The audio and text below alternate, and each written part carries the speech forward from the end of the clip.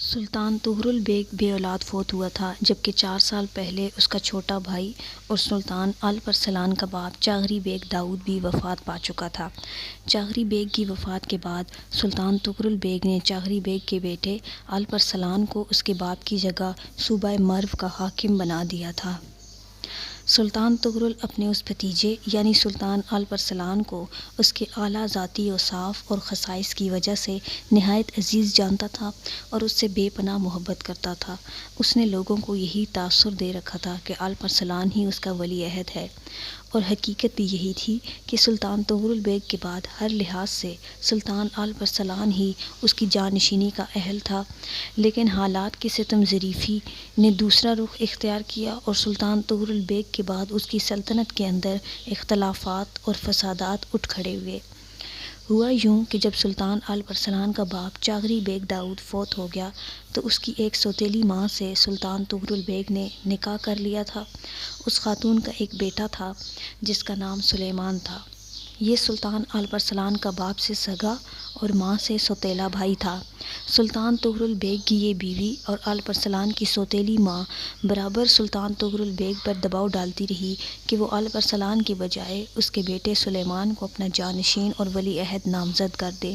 سلطان Tughril bag پہلے تو اس معاملے کو ٹالتا رہا، لیکن جب اس کی بیوی کا اصرار بڑھا تو اس نے برابر اور لگاتار سلیمان کو ولی عہد نامزد کرنے پر طغرل بیگ کو اکسانا شروع کر دیا۔ تب سلطان طغرل بیگ نے تنگ آ کر الپرسلان کی جگہ سلیمان کو نامزد کر دیا۔ یہ وصیت چونکہ اس نے سلیمان کی والدہ اور الپرسلان کی سوتیلی ماں کے اصرار پر مجبور ہو کر کی تھی، جس کی بنا پر سلطنت کے امراء اور سالار بھی بٹ کر رہ گئے۔ کچھ نے سلیمان کا ساتھ دینا پسند کیا اور کچھ الپرسلان کے ساتھ ہو لیے۔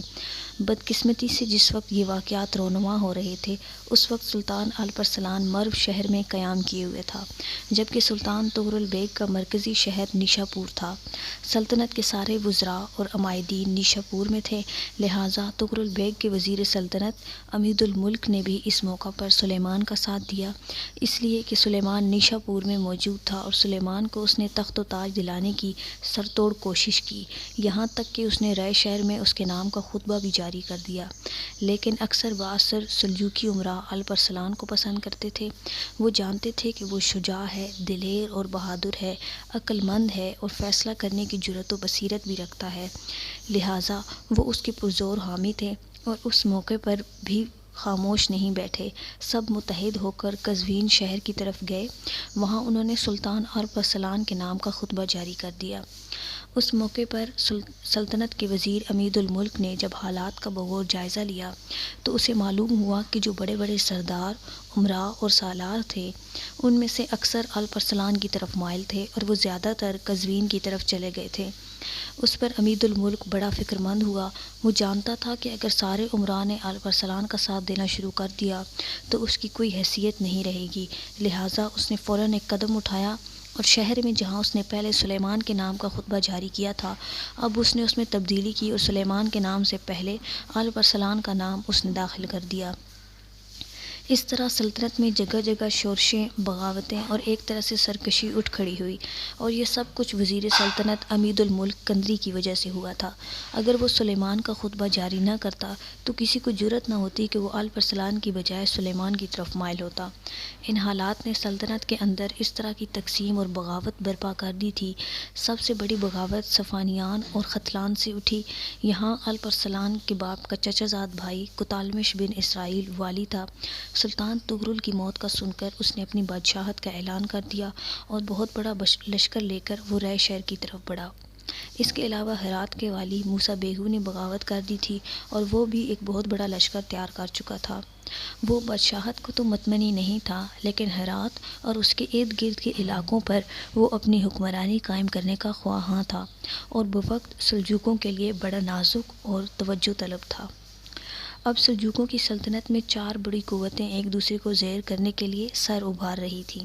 ایک خود سلطان الپرسلان جو اپنے لشکر کے ساتھ مرو کے مقام پر قیام کیے ہوئے تھا، دوسرا سلیمان جو سلطنت کے وزیر امید الملک کندری کے ساتھ اس وقت لشکر کے ساتھ رے شہر میں مقیم تھا، شہر ختلان کا والی کوتالمش جو بادشاہت سے کم کسی چیز کو قبول کرنے کے لیے تیار نہ تھا، اور چوتھا ہرات کا والی بیگو تھا۔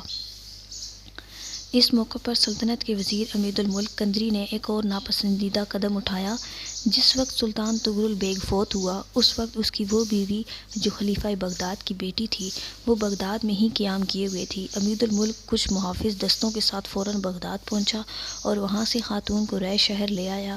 ایسا وہ اس بنا پر کر رہا تھا کہ سلطان طغرل بیگ کی بیوہ رے میں قیام کر کے الپرسلان کی بجائے سلیمان کا ساتھ دے، تو پھر طغرل بیگ کے بعد سلیمان ہی سلطنت کے تاج و تخت کا مالک بن جائے گا۔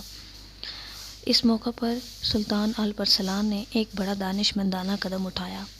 اس نے فی الحال سلیمان اور سلطنت کے وزیر امید الملک کو فراموش کر دیا، انہیں ان کے حال پر چھوڑ دیا، اور فیصلہ کیا کہ وہ سب سے پہلے اپنے چچا کوتالمش بن اسرائیل کا مقابلہ کرے گا، جو ایک بہت بڑا لشکر لے کر رے شہر کا رخ کر رہا تھا۔ سلطان کے اس فیصلے سے نہ صرف سارے امراء نے اتفاق کیا، بلکہ سلطان الپرسلان کے بیٹے ملک شاہ سلجوقی اور اس کے وزیر نظام الملک طوسی نے بھی سلطان کے فیصلے کو سراہا۔ لہٰذا یہ طے کیا گیا کہ لشکر لے کر مرو شہر سے نکلا جائے اور کوتالمش بن اسرائیل کا مقابلہ کیا جائے۔ یہ بڑا نازک وقت تھا، لیکن الپرسلان بھی بڑا باہمت فرما روا تھا۔ اس کی جگہ کوئی اور ہوتا تو ان حالات کو دیکھتے ہوئے ہمت ہار بیٹھتا، لیکن اس نے بد سے بدتر حالات کا مقابلہ کرنے کا فیصلہ کر لیا تھا۔ لہٰذا اپنے لشکر کے ساتھ وہ بڑی تیزی سے کوتالمش بن اسرائیل کی طرف بڑھا۔ کوتالمش بن اسرائیل اپنے لشکر کے ساتھ اس شاہراہ پر سفر کرتا ہوا آ رہا تھا جو دامغان سے ہوتی ہوئی رے شہر کی طرف جاتی تھی۔ اپنے لشکر کے ساتھ آگے بڑھتے ہوئے ایک جگہ سلطان الپرسلان نے اپنے لشکر کو روک دیا۔ وہاں اس نے پڑاؤ کرنے کا حکم دیا، اس لیے کہ اپنی روانگی سے پہلے اس نے جو منجر پھیلائے تھے وہاں اس کے وہ منجر اس کے پاس لوٹے، اور انہوں نے سلطان کو یہ اطلاع دی کہ کوتالمش بن اسرائیل نے اپنے لشکر کے ساتھ دامغان کے نواح میں پڑاؤ کیا ہوا ہے، اور 1-2 دن میں اپنے لشکر کو آرام دینے اور سستانے کے بعد دوبارہ وہ رے شہر کی طرف بڑھے گا۔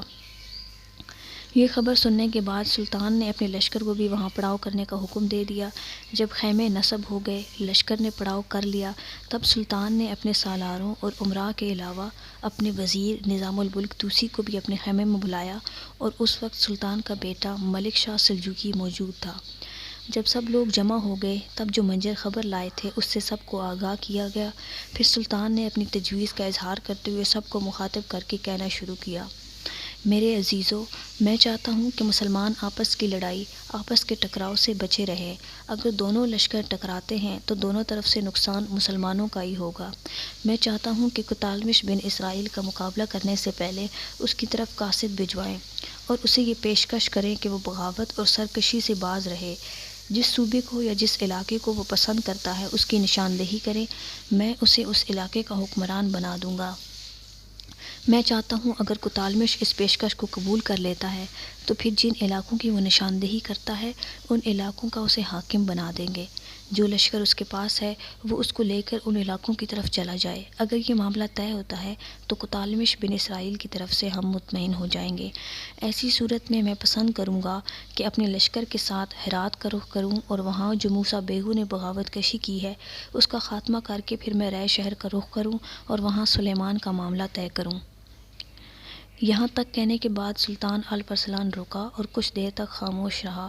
پھر سب سے پہلے اس نے ایک نگاہ نظام الملک طوسی پر ڈالی، اس کے بعد سب کو مخاطب کرتے ہوئے کہنے لگا: یہ میری ذاتی رائے ہے، آخری فیصلے کے لیے میں اپنی اس رائے کو تمہارے سامنے پیش کرتا ہوں، اس پر غور کرو، پھر جو سب مل کر فیصلہ کریں گے اس پر عمل کیا جائے گا۔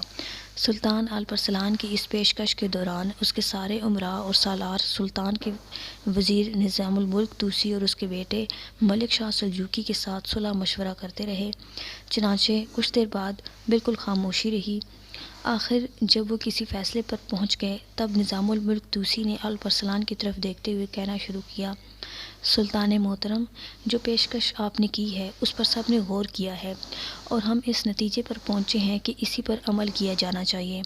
جب سارے امراء اور سالاروں نے سلطان کی تجویز سے اتفاق کیا تو کچھ قاصدوں کا انتخاب کیا گیا اور وہ پیغام دے کر انہیں کتالمش بن اسرائیل کی طرف روانہ کیا گیا۔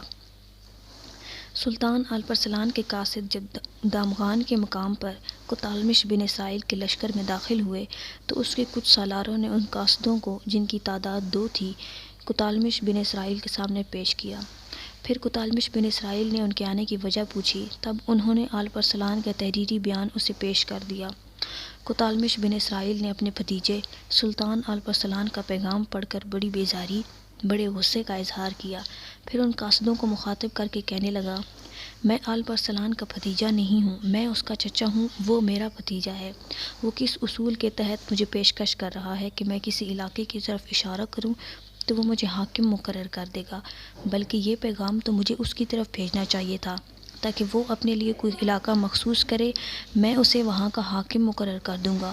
میں اس کے باپ کا چچا زاد بھائی ہوں، یعنی تغرل بیگ میرا چچا زاد بھائی تھا۔ اس کے مرنے کے بعد بادشاہت کا حق میرے علاوہ کسی اور کو نہیں پہنچتا۔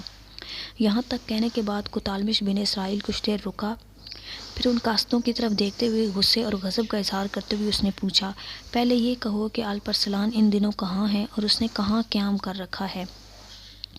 اس پر دونوں قاصدوں نے جستجو بھرے انداز میں ایک دوسرے کی طرف دیکھا اور ان کے لبوں پر مسکراہٹ نمودار ہوئی۔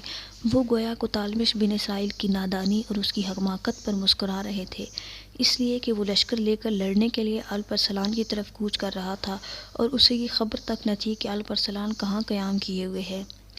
پھر ان دونوں میں سے ایک نے کتالمش بن اسرائیل کو مخاطب کرتے ہوئے کہنا شروع کیا، اسرائیل کے محترم بیٹے، آپ نے اس وقت اپنے لشکر کے ساتھ دامغان کے نواح میں قیام کیا ہوا ہے اور جس شاہراہ پر سفر کرتے ہوئے آپ رے کا رخ کیے ہوئے ہیں، اسی شاہراہ کے کنارے الپرسلان بھی اپنے لشکر کے ساتھ قیام کیے ہوئے ہیں۔ اس نے ہمیں یہ خط دے کر آپ کی طرف اس لیے روانہ کیا ہے تاکہ آپ اور اس کے درمیان صلح جوئی کا کوئی راستہ نکل آئے اور مسلمان آپس میں نہ ٹکرائیں۔ الپرسلان کا خیال ہے کہ جب دونوں لشکر ٹکرائیں گے تو دونوں جانب مسلمانوں کا ہی نقصان ہوگا، اور الپرسلان ایسا نہیں چاہتا۔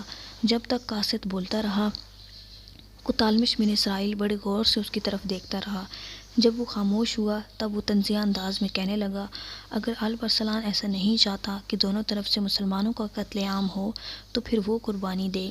سلجوکیوں کی وسیع سلطنت میں وہ اپنے لیے جس علاقے کا بھی انتخاب کرے گا، میں اسے وہاں کا حاکم مقرر کر دوں گا۔ اس کے علاوہ میرے پاس اسے دینے کے لیے کچھ نہیں ہے، اور اگر اس نے میری پیشکش کو قبول کرنے سے انکار کر دیا پھر میرے اور اس کے درمیان تلوار فیصلہ کرے گی۔ تم واپس جا کر الپرسلان کو یہی بتانا کہ میرا لشکر تعداد میں کس قدر ہے، تم نے اس کا لشکر بھی دیکھا ہوگا۔ ذرا اندازہ لگا کر بتاؤ کہ جو لشکر وہ لے کر آیا ہے اور جو لشکر تم میرے ساتھ دیکھ رہے ہو، ان دونوں میں تعداد میں کس کو فوقیت حاصل ہے؟ جو قاصد پہلے بول رہا تھا اس نے کچھ سوچا، پھر کہنے لگا، اس میں کوئی شک نہیں، جو لشکر لے کر آپ رے شہر کی طرف کوچ کرنے والے ہیں اس کی تعداد اس لشکر سے کئی گنا زیادہ ہے جو الپرسلان لے کر نکلا ہے۔ کتالمش بن اسرائیل کے چہرے پر مسکراہٹ نمودار ہوئی، پھر وہ قاصد کو مخاطب کر کے کہنے لگا، واپس جا کر میری طرف سے الپرسلان کو کہنا کہ کیا وہ یہ نہیں سوچتا کہ بادشاہت حاصل کرنے کے لیے اسے اکیلے مجھ سے نہیں بلکہ میرے علاوہ حکمرانی کا اعلان کرنے والے سلیمان سے ٹکرانا ہوگا۔ ان حالات میں اپنی خود مختار حکومت کا اعلان کرنے والے موسیٰ بیگو سے بھی ٹکرانا ہوگا۔ میری طرف سے اسے یہ بھی بتانا کہ اگر وہ میری پیشکش کو قبول کر لے، یعنی میری بادشاہت کو قبول کرے، تو سلجوقی سلطنت میں وہ جس علاقے کو پسند کرے میں اسے وہاں کا حاکم مقرر کر دوں گا۔ پھر میرے ساتھ مل کر وہ اگر سلیمان اور موسیٰ بیگو کے خلاف جنگ کرے تو میں تم دونوں کے سامنے وعدہ کرتا ہوں کہ میں الپرسلان کو اپنا ولی عہد مقرر کر لوں گا۔ میری موت کے بعد یقیناً وہی سلجوکیوں کا عظیم سلطنت کا سلطان ہوگا، یہ میرا اس کے ساتھ عہد ہے۔ یہاں تک کہنے کے بعد کتالمش بن اسرائیل رکا دوبارہ ان دونوں قاصدوں کو مخاطب کرتے ہوئے کہہ رہا تھا، تم اگر آرام کرنا چاہتے ہو تو ایک رات میرے لشکر میں قیام کرو، سستانے اور آرام کرنے کے بعد کل واپس الپ ارسلان کی طرف کوچ کر جاؤ۔ میری طرف سے واپس جا کر اسے کہنا کہ میں اسے 15 دن کا وقت دیتا ہوں۔ ان 15 دنوں کے اندر اگر اس کی طرف سے میرے پاس یہ پیغام پہنچ گیا کہ وہ میری بادشاہت کو تسلیم کر کے سلطنت میں کوئی علاقہ قبول کرنے کو تیار ہے، تب میں اس کے چچا کی حیثیت سے اس کی طرف جاؤں گا اور اسے گلے لگا کر اسے شفقت سے نوازوں گا، اور اگر 15 دن کے اندر اندر الپ ارسلان کی طرف سے کوئی جواب نہ آیا، تب میں یہ جانوں گا کہ وہ میرے ساتھ ٹکرانے کے لیے تیار ہے۔ پھر اسے بتا دینا کہ 15 دنوں کے بعد میں اپنے لشکر کے ساتھ یہاں سے اس کی طرف کوچ کروں گا اور اسے بتاؤں گا کہ جنگ کا کیا فیصلہ ہوتا ہے، اور اسے یہ بھی بتا دینا کہ میں جنگ کے دوران اس کی وہ حالت کروں گا جو بے روک طوفان گلیوں میں اور ویرانوں میں اڑتے پھرتے خشک گھاس پھوس اور پتوں کی کرتے ہیں۔ یہاں تک کہنے کے بعد کوتالمش دم لینے کے لیے رکا، پھر کہنے لگا، میں نے جو کچھ کہنا تھا کہہ دیا، اب تم میرے سالار کے ساتھ جاؤ اور آرام کرو اور کل یہاں سے کوچ کر جانا۔ ساتھ ہی کوتالمش نے اپنے ایک سالار کو حکم دیا کہ ان دونوں کو اپنے ساتھ لے جاؤ۔ جواب میں اس کا سالار حرکت میں آیا اور الپ ارسلان کے قاصدوں کو اپنے ساتھ لے گیا۔ ویڈیو دیکھنے کا شکریہ۔ اگر آپ اس کا اگلا پارٹ دیکھنا چاہتے ہیں تو میرے چینل کو سبسکرائب کریں اور ساتھ میں موجود بیل بٹن کو لازمی پریس کریں تاکہ آپ کو میرے آنے والی تمام ویڈیوز کا نوٹیفیکیشن ملتے رہیں۔ Thanks for watching. اللہ حافظ۔